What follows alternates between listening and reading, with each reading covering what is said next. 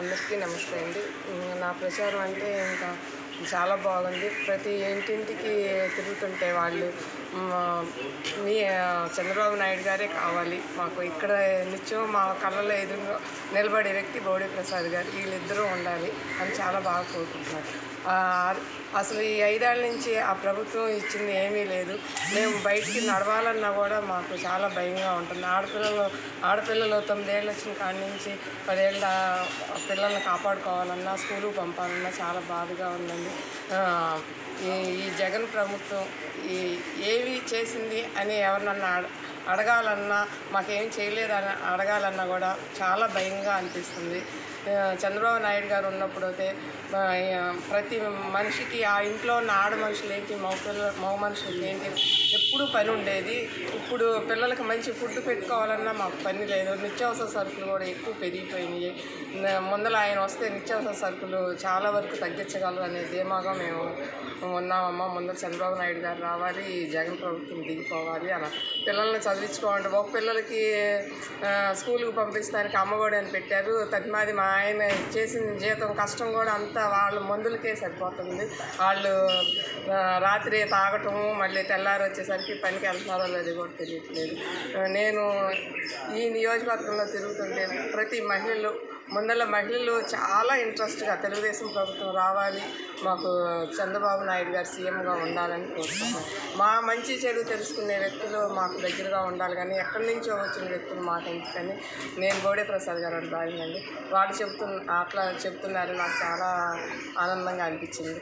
ఇప్పుడు జనసేన పార్టీ పవన్ కళ్యాణ్ గారు BJP party కూటమిగా ఏర్పడిన తర్వాత బలం పెరిగిందనుకుంటారా? చాలా బాగా పెరిగిందండి. ఇంటికి పెద్ద అయిన చంద్రబాబు నాయుడు గారికి ఒక పెద్ద కొడుకులాగా జనసేన పార్టీ నాయకుడు పవన్ కళ్యాణ్ గారు రావటం, మా తెలుగుదేశం పార్టీకి ఒక అండగా నిలబడి మా ప్రజలకి ఎంత అండగా చంద్రబాబు నాయుడు గారు నిలబడ్డారు, మా తెలుగుదేశం కార్యకర్తలకి పవన్ కళ్యాణ్ గారు కూడా అంతే అండగా నిలబడి ఈ ప్రభుత్వాన్ని ఒక దారిలో ఏపీ అంటే ఆంధ్రప్రదేశ్కి అసలు రాజధానిలే లేకుండా చేశారు ఈ సైకో జగన్ ప్రభుత్వం. అది తెల్లారులేస్తే 3 రాజధానులు అంటారు. ఇక్కడే ఒక రాజధానిలో ఒక రోడ్డు వేయలేనోడు 3 రాష్ట్రాల వాళ్ళతో కుమ్మక్కయ్యి, మా తెలంగాణ వాళ్ళతో కుమ్మక్కయ్యి మా ఆంధ్రప్రదేశ్ని నాశనం చేశారు. అట్లాంటి ఆయన ఈ ఆంధ్రప్రదేశ్లో 3 రాజధానులు ఇంకేం చేయగలరు? చివరి ప్రశ్న మేడం, మీ నియోజకవర్గ ప్రజలకు మీరు ఇచ్చే గెలిచిన తర్వాత అభివృద్ధి ఏ విధంగా ఉండబోతుంది? మా నియోజకవర్గ ప్రజలు అంటే పెనమలూరు నియోజకవర్గం ప్రజలు అసలు ఆయన 14లో నిలబడినాక ప్రతి గ్రామంలో ఒక్కొక్క గ్రామానికి 30-40 రోడ్లు వేశారు. నేను ఈ 19 వెళ్ళినప్పుడు కన్నా కూడా నేను ఈ 24లో ప్రచారానికి వెళ్తే బోడే ప్రసాద్ గారే కావాలి మాకు, ఈ రోడ్లు వేసింది ఆయన, ఈ లైట్లు వేసింది ఆయన. సొంతంగా అక్కడ రోడ్లు లేకపోతే ఆ రోజుల్లోనే 10 సెంట్లు పొలం కొని 5-6 కిలోమీటర్లు నడిచి రావాల్సిన ప్రజలు ఆ రోడ్లో నుంచి వస్తున్నామమ్మా మేము. మాకు మంచినీళ్ళు లేకపోతే ఓన్గా బోరేసి చేసేది ఆయన, కట్టల మీద వాటర్ ట్యాంకులు పంపించేది ఆయన. ఈరోజు మాకు మంచినీళ్ళు తాగడానికి రాట్లా, మీరే వేసారని బోర్లు కూడా ఆపేస్తున్నారు. మీరే రావాలని నేను ఇచ్చేది మా నియోజకవర్గం తరఫున బోడే ప్రసాద్ గారి తరఫున ప్రతి రోడ్డు, ప్రతి డ్రైనేజీ కట్టించే బాధ్యత నాదని చెప్తా తిరుగుతున్నాను. బోడే ప్రసాద్ గారు ఉన్న హయాంలో ఎలాంటి సమస్యలు లేవు. జోగి రమేష్ గారి యొక్క దాడి విషయంలో మీరు చెప్పండి. అసలు బోడే ప్రసాద్ గారు పెనమలూరు నియోజకవర్గంలో ఎంతో ప్రశాంతతో ఉండే వాతావరణం అండి. ఈ జోగి రమేష్ వచ్చాడంటే